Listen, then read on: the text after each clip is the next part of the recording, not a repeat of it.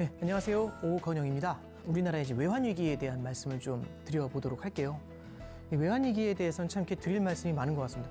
저도 이제 그 어떤 사장님들이나 이렇게 기업을 하시는 분들, 나이가 좀 지긋하신 분들 말씀, 이제 같이 식사하면서 말씀 나누다 보면 이제 그럴 때 있잖아요. 서로 할 말 별로 없을 때 이런 거 질문 드리거든요.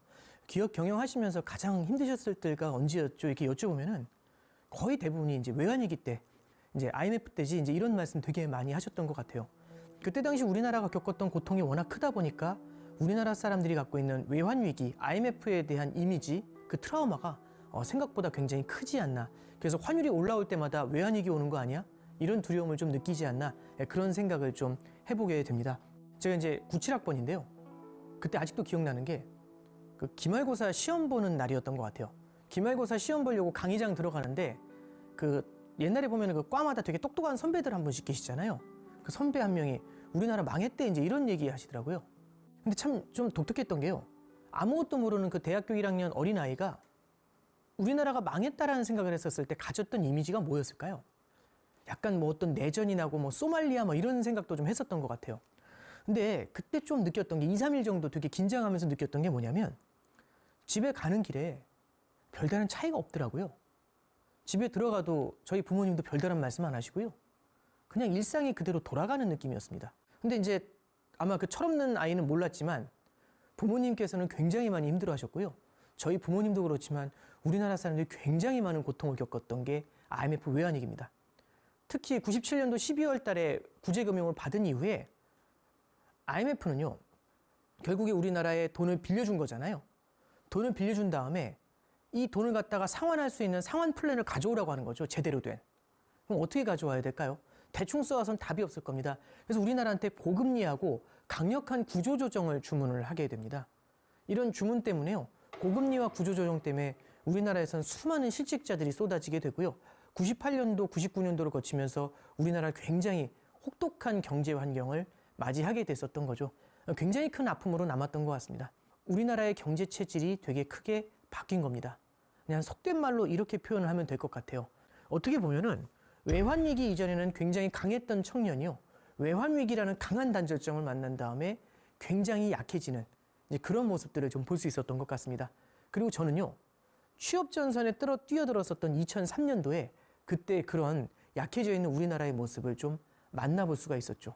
참고로 그냥 그 대표적인 케이스가요, 취업대란, 실업대란 같은 게 그때 나타났던 겁니다. 예, 그 얘기를 한번 자세히 좀 말씀드려보죠.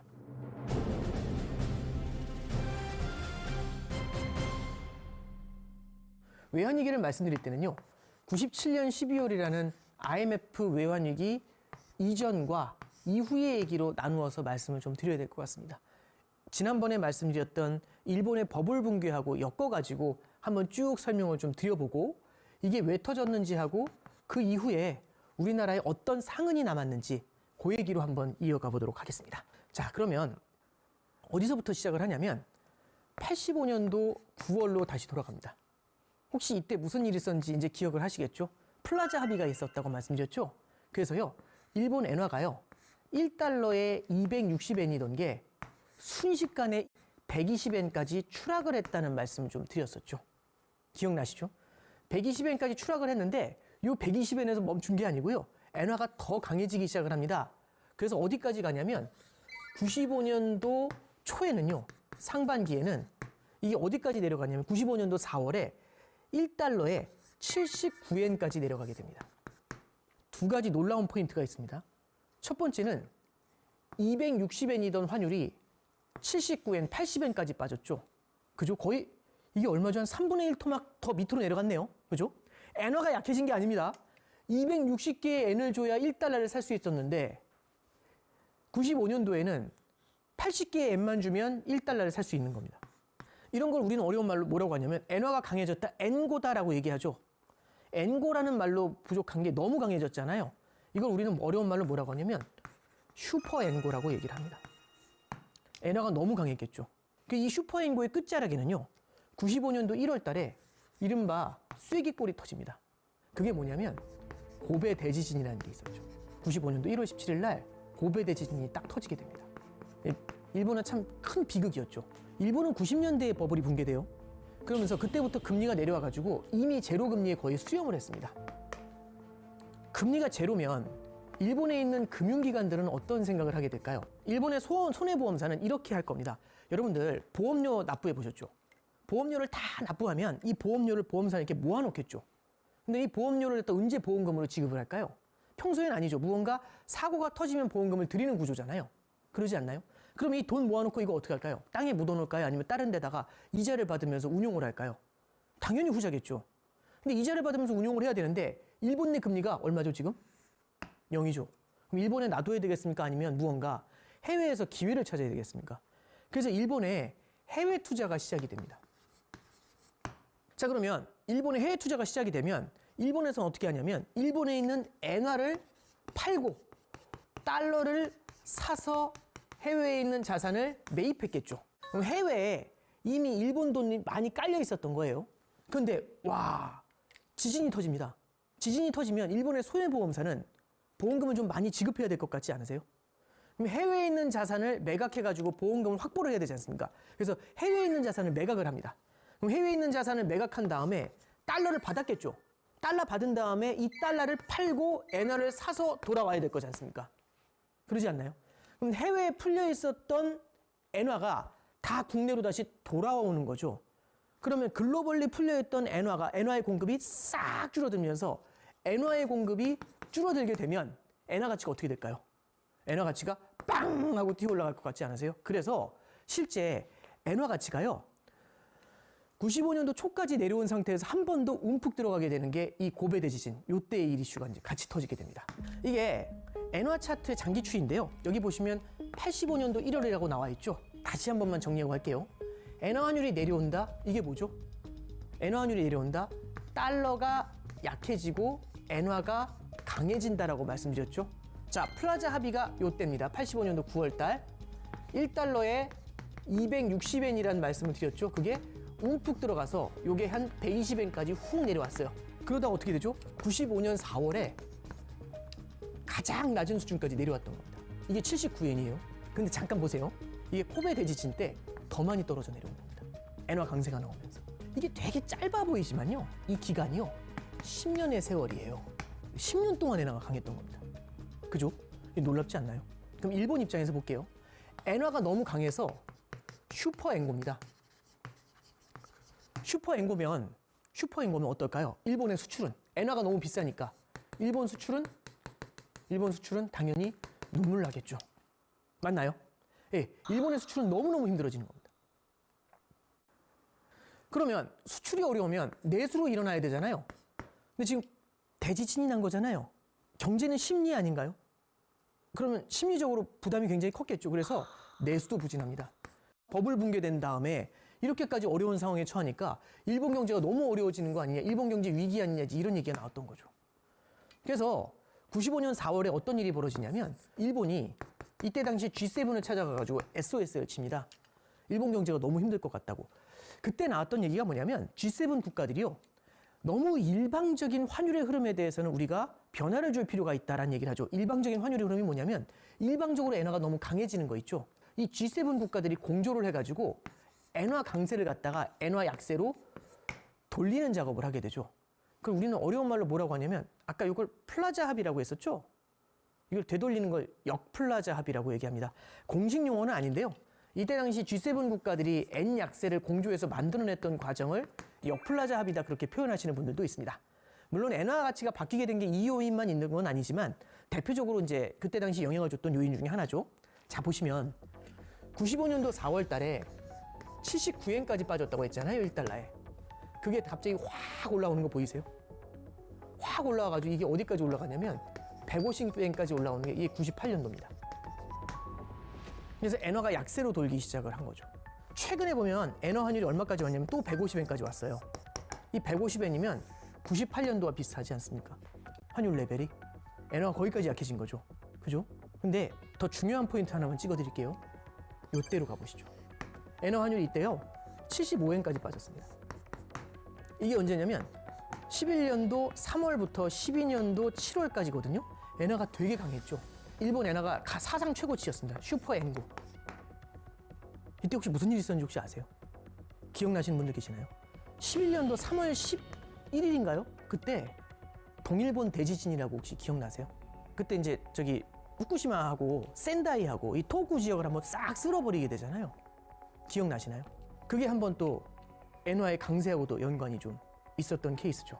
그래서 일본 경제가 되게 어려웠을 거지 않습니까? 일본 경제가 되게 어려우니까 엔화가 강세에서 벗어나질 못해요. 그럼 어떻게 해야 되죠? 엔화 약세로 돌리기 위한 무언가가 필요하지 않습니까? 그래서 12년도 하반기에 2012년도 하반기에 그 사람이 등장하죠.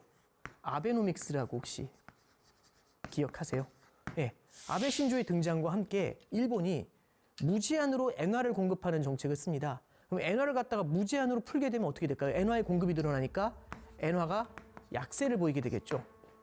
엔화 약세라는 건 엔화 환율이 올라가는 걸 말하는 거죠. 이런 그림을 보실 수가 있고요.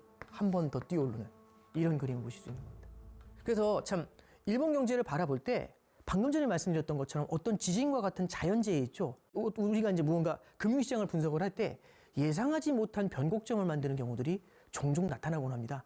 그래서 무언가 정확하게 예측한다는 것들보다는 무언가 사건이 일어났을 때 과거에 있는 사례들을 한번 참고를 해보는 것들이 되게 중요하다. 그런 반면교사를 던져주고 있는 대표적인 케이스라고 할 수 있겠죠. 급격한 강세를 보이다가 확 꺾여가지고 엔화가 약세로 돌아섰다는 얘기죠. 근데 잠깐 생각해 보시면 무언가 경제체제가 확 하다가 확 올라오면 이런 환율 같은 게 뭔가 영향을 줬을 것 같지 않으세요? 그게 우리나라 외환위기하고 연관이 있다는 얘기겠죠.